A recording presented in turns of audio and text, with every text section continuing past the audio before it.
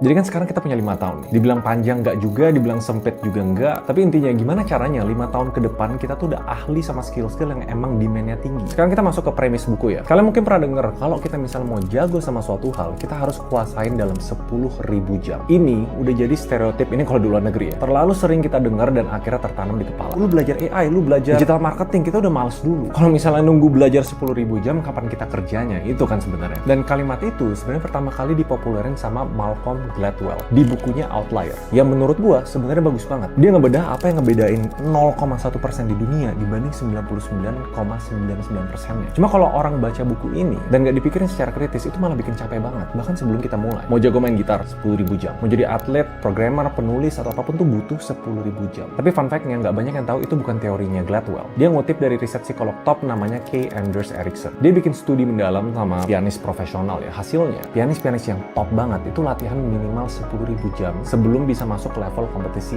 elit dunia. Di sini problemnya. Miskonsepsinya mulai pas Gladwell menyederhanakan kesimpulan itu. Dan yang banyak banget sering ditangkap sama orang. Seolah-olah siapapun untuk belajar apapun butuh 10.000 jam untuk jago. Cuma gini pertanyaan, kalau dunia lagi berubah secara drastis dan demand skill aja bisa berubah, gak nunggu 5 tahun lah, bahkan tahunan atau bulanan. Tiba-tiba perusahaan butuh kalian ngelakuin ini, kalian pebisnis butuh belajar ads yang completely berbeda. Nah, konteks ini yang bikin buku yang gue review di video ini, menurut gue jauh lebih relevan untuk mayoritas kalian yang nonton, apalagi di era-era 5 tahun sampai 10 tahun ke depan. Yaitu, gimana cara kita belajar skill apapun dari nol jadi jago dalam 20 jam. Dan satu orang ini secara sistematis ngebuktiin bahwa lo tuh sebenarnya nggak perlu jadi expert. Di era sekarang ya, untuk kalian bisa dapat hasil nyata, mau itu kerjaan yang bagus atau result di usaha kalian. Namanya Josh Kaufman. Dan bukunya The First 20 Hours bener-bener ngebalik cara gue mikir tentang belajar. Kaufman bilang kayak gini, you don't need to be an expert to get good results. You just need to practice intelligently for about 20 hours.